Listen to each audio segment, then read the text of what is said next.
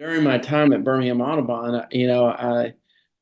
um, I started seeing that there really wasn't a lot of research being done with turtles in the Birmingham area, and so what kind of that sort of morphed into what I do now, the Urban Turtle Project, which is and where I started with is looking at turtle populations in the sort of urban footprint of Birmingham, Cahaba River, and some tributaries like Shays Creek, Black Warrior River, mainly their tributaries.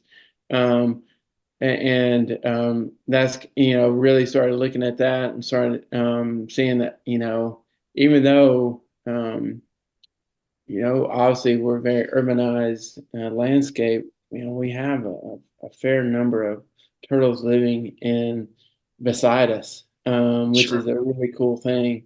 And so I wanted to see what I could do to document it and start a long-term study to kind of see how they do over time. Um, and then the Urban Turtle Project has grown over time where I expanded sites. I go do sampling in Tuscaloosa now. I've done it in some other sites. I have a chicken turtle study down in Connecticut National Forest, which is south of Andalusia, Hmm. which is really cool. That's just a really unique turtle species in its own right. Um, and I've also, past couple of years, have taken some students from Talladega College down to Belize and started to do some turtle work down there. And so,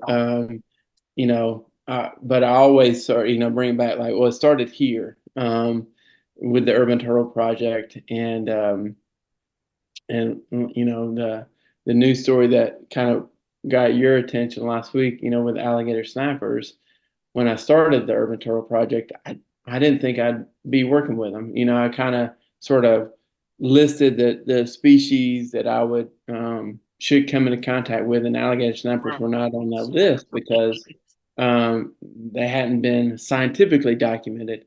I know, when I talk about this, people say, "Oh, we know they've been here," and I'm not disputing that one bit. A science can learn some from the general public. But from a science standpoint, they hadn't been documented here.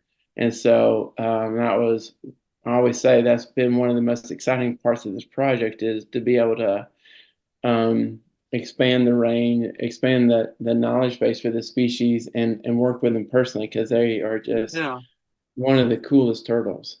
Um, with alligator snappers, it started with, holy crap, they're here. Let's see where else they are. And so one of my best sites I made contact with because a friend that I grew up with, you know, uh, knew that I was working with turtles, and her neighbor had a map turtle that they found in the pool, and so she knew to call me. And then also that friend had um, recently, or at that time, recently snagged an alligator snapper on a fishing pole. And so I was like, well, they're there right there. Let me trap. And in this one area, I've probably tagged probably close to 20 unique individuals in a very small stretch of the Cahaba.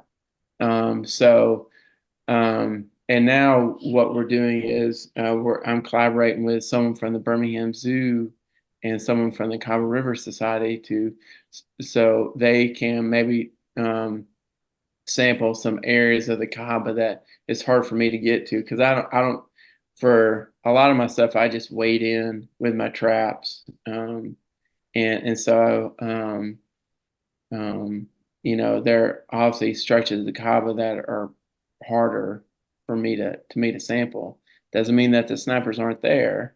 It's just Sure. I can't sample it with kind of with how I usually do it. And so what we're wanting to do. That person from the zoo contacted me. She was like, she's interested in they have an internal grant um, funding, and so she wanted to go for this grant, and what could she do turtle wise? And I was like, well, here's something, let's Yeah, look for alligator snappers in other areas of the Cahaba. And so it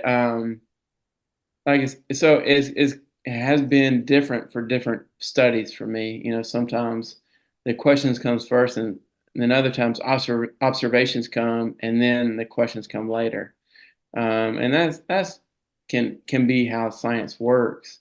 sure. Um, and so that's been one of the exciting things of some of the questions that I didn't think I would think of asking that have come up from just the data that we've collected. Yeah.